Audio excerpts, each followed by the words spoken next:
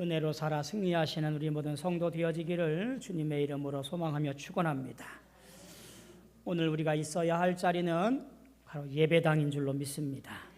주님의 자리, 예배하는 자리에 있는 것이 오늘 우리가 이 시간에 있어야 할 자리인 줄로 믿습니다. 여러분이 이 자리에 있기에 더욱더 복이 넘치고 늘 주 안에서 평안하시기를 축복합니다. 오늘 말씀은 로마서 16장 17절부터 20절까지 있는 말씀을 함께 나누려고 합니다. 오늘 말씀은 바울 사도가 로마 교회에 보낸 편지의 마지막 부분입니다. 앞에서 긴 문안 인사의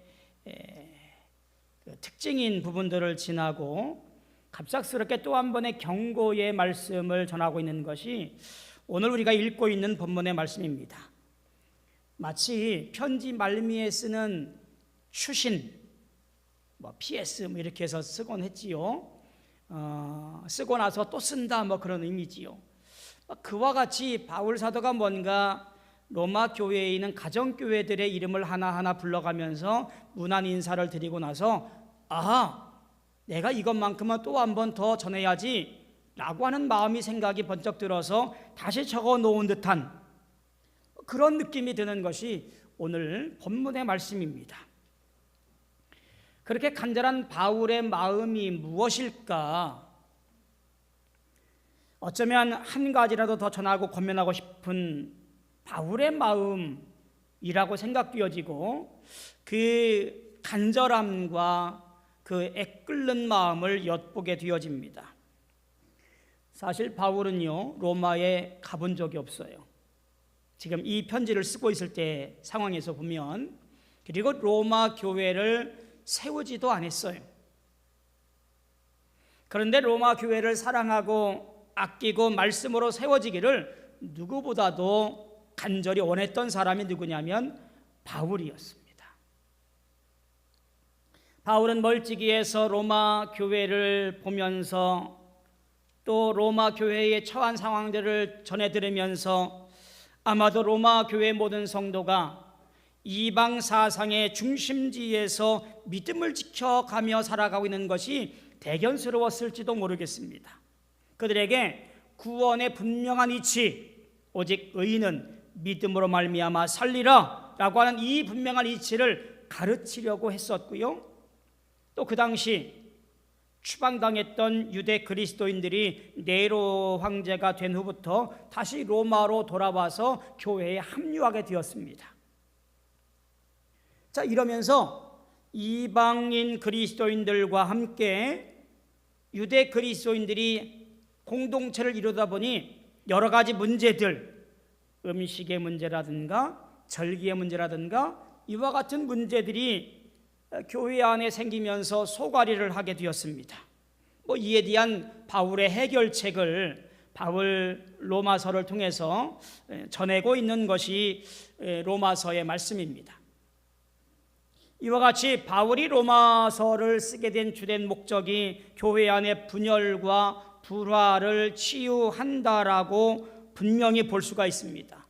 만일 유대인과 이방인이 복음 안에서 하나가 되지 못한다면 하나님이 그리스도 안에서 행하신 일이 허사가 되어지는 것과 같은 맥락이기 때문에 강하고 담대하게 로마 교회를 향하여, 로마 교회 성도들을 향하여 가르치려고 했습니다.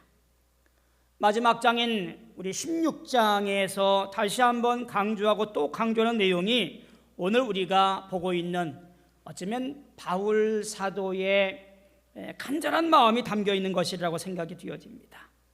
이 갑작스런 경고의 말씀을 우리가 잘 보면서 되새기고 다시 한번 우리 신앙의 가르침으로 되새김하는 오늘 이 시간 되어지기를 주님의 이름으로 소망하며 축원합니다. 바울이 그렇게 끝까지 가르치려고 했던 것이 무엇일까? 여러분, 그 첫 번째가 뭐냐면 이런 겁니다. 그들에게서 떠나라 라고 하는 거예요. 진리를 거스려 분쟁을 일으키고 성도를 걸려 넘어지게 하는 자들에 대하여 취해야 할 올바른 태도가 무엇인지를 바울 사도는 단호하게 얘기합니다. 그들을 대적하지 말고 혹은 그들과 다투지 말고 단지 그들을 떠나라고 하는 거예요. 언제든지 어디에서든지 얼마든지 단절해야 된다라고 하는 것을 강조합니다. 그들이 이방인이든 혹은 유대인이든 사회적으로 상당한 영향력이 있든 그들과 결별해야 된다고 하는 것이 바울의 명령입니다. 이런 일에 인정이 개입되지도 않아야 하고요, 정상 참작 이런 것도 그 안에 적용되어지면 안 됩니다. 설사 그들과 개인적인 친분이 있다 할지라도 외면해야 합니다. 루터의 로마서 주석에 보면 이 부분의 말씀을 이렇게 내용을 적어 놓습니다. 그들과 맞서서 싸우지 말고 피해 가야 한다 라고 그렇게 주석을 해 놓았습니다. 거짓 교사들은 우리가 멀리하고 결코 가까이에서는 안 될 자들이라고 분명히 못 박아 놓고 그들로부터 속히 떠나가는 것이 우리가 영적으로 살 길이라고 말하는 거예요. 쉽게 말하면 신천지가 내 곁에 있다고 합시다. 내가 알고 있는 지식으로, 내가 알고 있는 믿음의 경험으로 저 이단에 푹 빠진 사랑하는 형제자매를 내가 가르쳐서 빼올 수 있어 라고 생각하는 것, 그것이 착각이라 그런 말이에요. 바울 사도는 이와 같은 자들을 멀리하고 그들로부터 속히 단절하여 떠나라고 명령하는 거예요. 오늘 본문에 나와 있는 이런 자들이 도대체 어떤 자들일까라고 소개되어집니다. 이렇게 분류를 해놓았습니다. 배운 교훈을 거슬러 분쟁을 일으키거나 거치게 하는 자들, 그리스도를 섬기지 아니하고 다만 자기들의 배만 섬기는 자, 교활한 말과 아첨하는 말로 순진한 자들의 마음을 미혹하는 자들. 자, 이렇게 세 부류로 적어 놓았습니다. 이들이 누구일까요? 너희가 배운 교훈, 그것은 로마 교회 교인들이 이미 배워 잘 알고 있는 교훈이겠지요. 기본적으로 예수 그리스도를 통하여 구원받는다라고 하는 교리, 즉 로마서의 가르침과 동일한 것인데 믿음으로 의롭게 되어야 구원받는다라고 하는 이신득이의 구원의 원리를 말하는 것이지요. 성도들 사이에 이것을 이간하여 불화와 불일치를 조성하는 악한 사람들이 교회 안에 들어와 그것만으로 충분하지 않다라고 말하면서 그들을 미혹하고 거슬러 넘어지게 만드는 상황들이 생겨나고 있다라고 하는 이야기지요. 그래서 이들을 조심하고 이들을 떠나라고 하는 거예요. 또 한 부류는 자기들의 배만 섬기는 자들이라고 정의해 놓아요.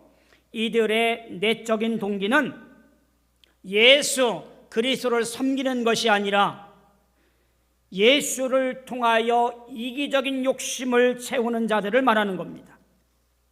쉽게 말해서 교회로부터 금품을 착복하거나 혹은 예수를 팔아 경제적인 이득을 취하는 자들, 혹은 그런 것을 통해서 무언가 득을 보겠다라고 꼼수를 쓰는 자들, 그들을 바로 말하는 것들이지요. 없을 것 같지요? 여러 사람을 보았습니다. 직분에 상관없이 교회를 통하여 예수의 이름을 팔고 그래서 경제적인 이득을 얻으려고 하는 사람들을 수도 없이 보았습니다. 얼마나 당당한지,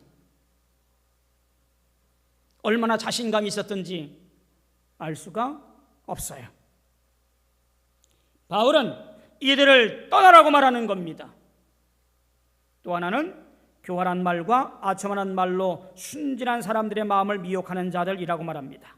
거짓 복음을 따르는 자들이라고 말하는 거지요. 교활한 말과 아첨하는 말 그 자체로는 매력적이지만 사실 아닌 말을 의미하는 것이 이 교활한 말과 아첨하는 말이에요. 예전에 뱀이 하와를 유혹했던 것처럼 그들 역시 교활하고 아첨하는 말로 순진한 사람들의 마음을 속여서 다른 예수, 다른 복음을 따르게 합니다. 축복의 약속으로 가득 찬 말씀을 전하는 것이 아니라 갈라디아서에 나와 있는 유대주의자들이 단지 복음으로만, 믿음으로만이 아니라 할례 받고 율법 준수해야 아브라함의 자녀가 될 수 있다라고 가르쳤던 거짓된 말씀인 것처럼 그들에게 똑같이 이러한 말로 그들을 유혹하고 있다라고 하는 말이에요.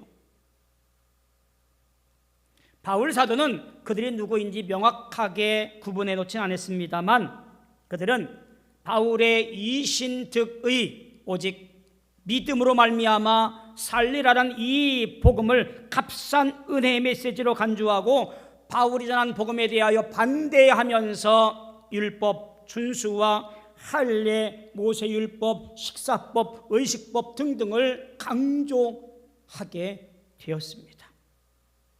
그러므로 바울은 로마 교회 교인들에게 이런 사탄의 종들을 경계하고 그들에게서 가능한 멀리 떠나 있을 것을 권면합니다. 악은 얼마든지 천사로 가정에 나타날 수 있기 때문에 그로부터 자신을 방어하려는 지혜가 필요하다라고 하는 이야기예요. 주님 주신 힘으로 내가 무엇인가 해볼 수 있을 거야 천만의 말씀입니다. 우리는 연약하고 우리의 지식은 무지하여 이 일에 대하여 이길 수가 없습니다. 단 하나의 방법, 그들에게서 멀리 떠나 오히려 십자가 단단히 붙잡고 살아가는 방법, 그거 하나밖에는 없습니다. 바울은 로마 그리스도인들을 향하여 선한 일을 마음에 두지만 악한 사람 영향으로부터 멀리 떨어져 있는 것이 지혜로운 사람이라고 말씀하는 거예요. 바울이 두 번째 가르치려고 했던 것은 이런 겁니다. 선한데 지혜롭고 악한데 미련하라 라고 하는 거지요. 오늘 말씀 19절에 이렇게 말합니다. 너희의 순종함이 모든 사람에게 들리는지라. 그러므로 내가 너희로 말미암아 기뻐하노니 너희가 선한데 지혜롭고 악한데 미련하기를 원하노라. 쉽게 말하면 무엇이든지 주는 대로 삼켜서는 안 된다라고 하는 거예요. 조금 구별하고 가릴 줄 알아야 된다라는 말씀이기도 합니다. 바울은 분명히 로마 교회가 자신의 권면을 받아들이고 그 말씀에 대하여 순종할 것을 굳건히 믿었습니다. 그래서 그들에게 칭찬하기를 너희의 순종함이 들릴 뿐 아니라 그 때문에 내게 기쁨이 넘칠 것이라고 말하면서 힘입어서 힘있게 가르치고 있는 것이 바로 19절의 말씀이에요. 선한데 지혜롭고 악한데 미련하기를 원하노라 라는 말씀이지요. 도대체 선한데 지혜롭고 악한데 미련하라는 이 말이 무슨 말일까요? 간단하게 말하면 로마에 있는 그리스도인들을 향한 바울의 소원은 오직 이들이 선한 일들에 관해서는 지혜 있는 사람으로 악한 일들에 대해서는 그것에 물들지 않고 순전하게 남아 있어야 한다라고 하는 말이에요. 지혜롭다라는 말로 번역된 말은요, 지혜롭고 현명하며 민감하며 노련한 것을 말해요. 선한 것을 따를 때에는 지혜롭고 민감하고 노련한 사람처럼 그 선한 것을 활용하고 자기 것으로 만들어야 된다라고 하는 말이에요. 이러한 능력은 로마 교회 성도들이 앞으로 직면하게 될 여러 가지 영적 혼란 혹은 미혹에 적절하게 대처하기 위해서 꼭 필요한 것들이었습니다. 더불어서 선한데 지혜롭다라고 하는 것은 복음에 대해서 분명한 이해와 자기가 믿고 있는 바가 확실히 서 있는 것을 의미하기도 합니다. 만약에 복음에 대한 분명한 이해나 고백이 없으면 거짓 가르침, 잘못된 복음에 넘어가서 이제 그 공격에 대처하기가 힘들어지게 되어지는 거지요.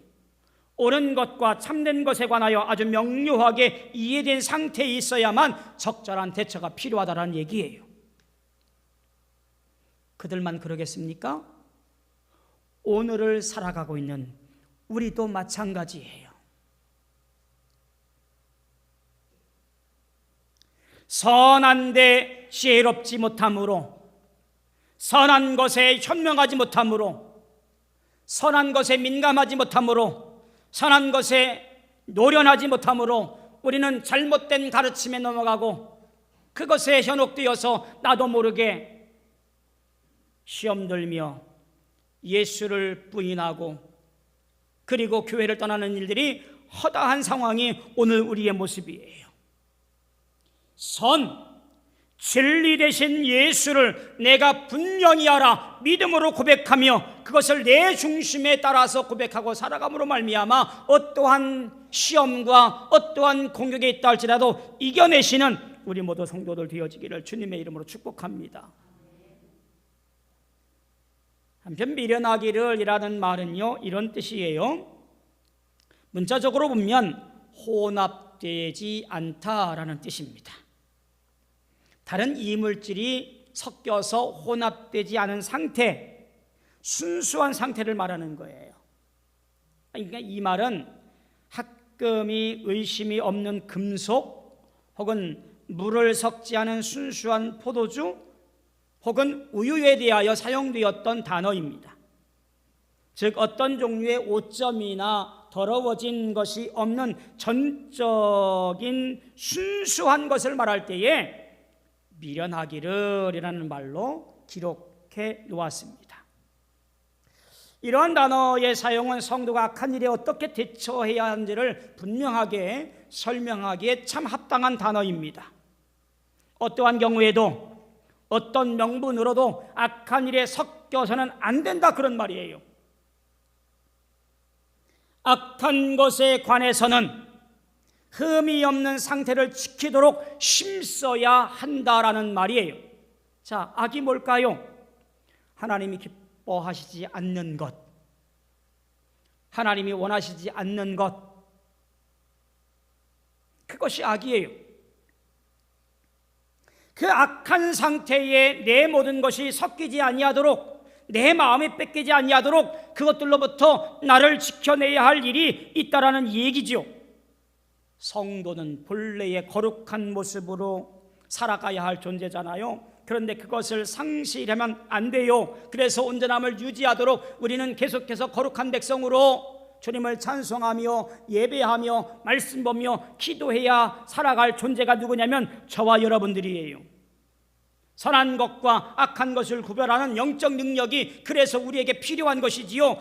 바울 사도는 이 때문에 로마 교회 교인들에게 그 마지막에 다시 한번 선한 것에 지혜롭고 악한 데 미련하라고 강조하고 있는 거예요.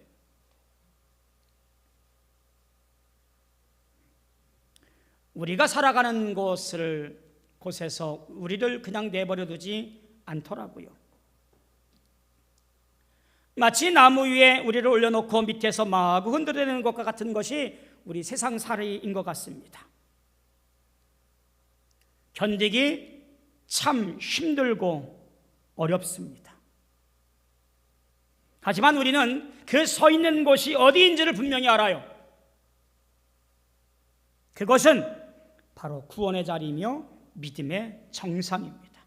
그래서 버티고 승리해야 합니다. 세상이 아무리 나를 흔들어대고 세상이 아무리 위협하고 위해할 수 있습니다만 내 안에 일어나는 것들 속에서도 우리는 분명히 견디며 이겨내며 믿음의 승리자가 되어져야 돼요. 이런 일들이 있습니다. 나는 선의로 했는데 상대방은 그것을 악의로 이용을 해요. 상대방은 예의 없이 굴면서 예의 없는 행동을 지적했더니 오히려 뒷담화를 합니다. 주변 사람들에게 나쁜 사람이라고 흉을 보며 다 돌아다닙니다. 참으로 어이없거나 우라가 치밀어서 화가 단단히 나지요. 이 일에서 선은 무엇일까요? 기쁨의 사귐이지요. 그러면 악은 무엇일까요? 험담하는 것이지요.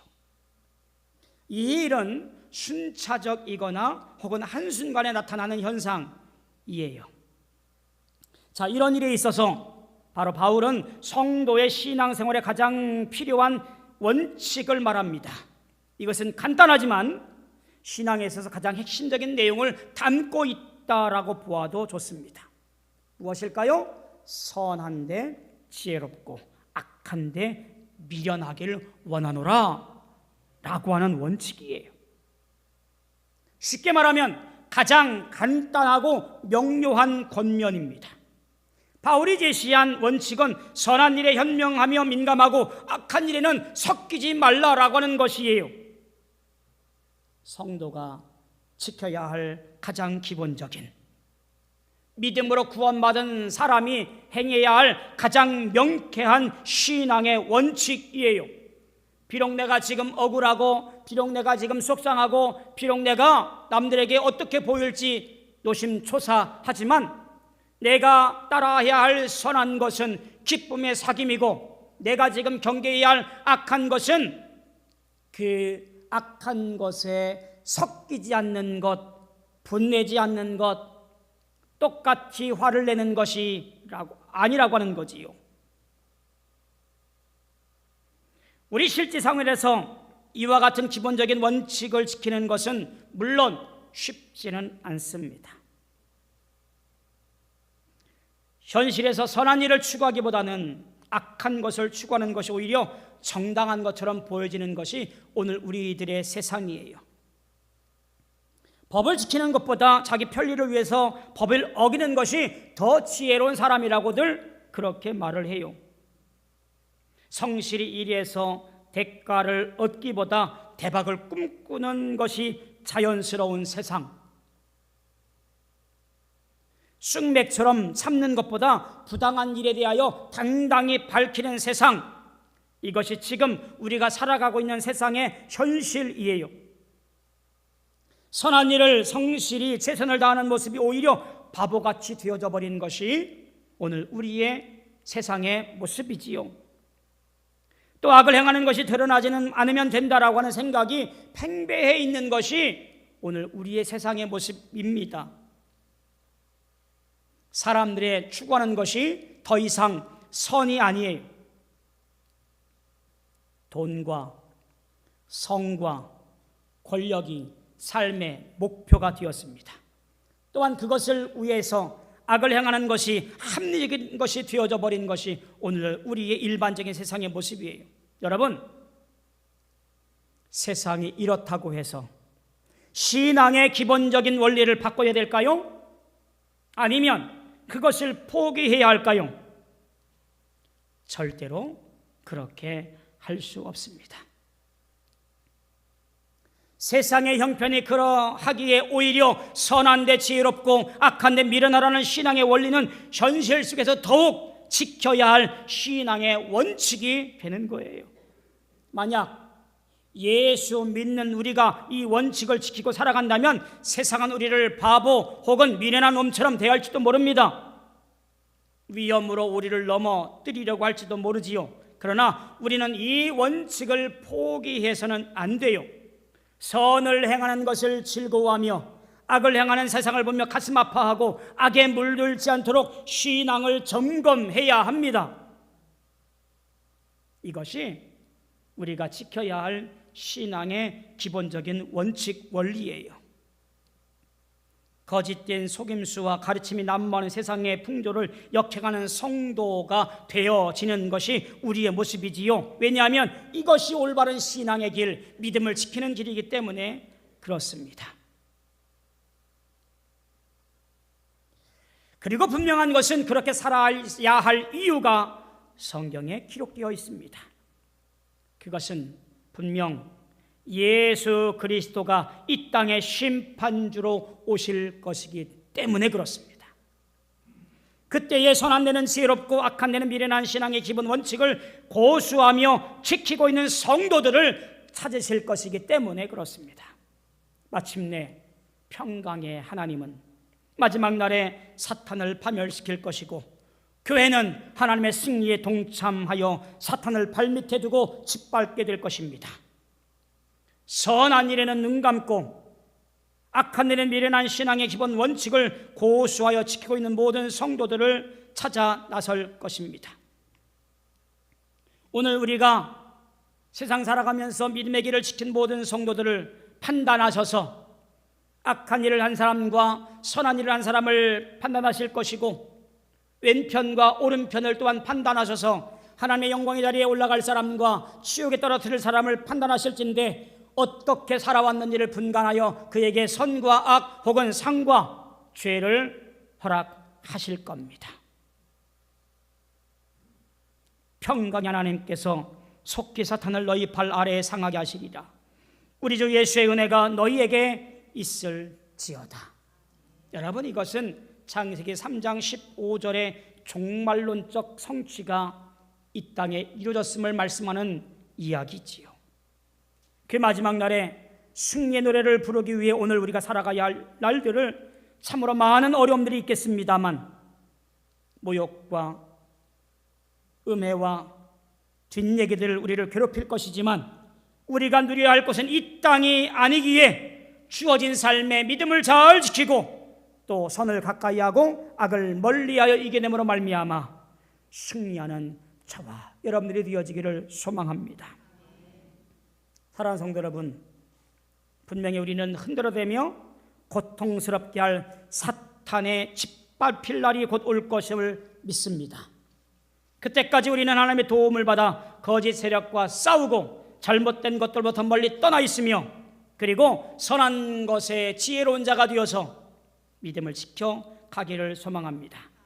지금 우리 모든 성도들의 삶의 자리가 주님이 기뻐하시는 복된 자리의 삶이 되어지기를 주님의 이름으로 소망하며 축원합니다.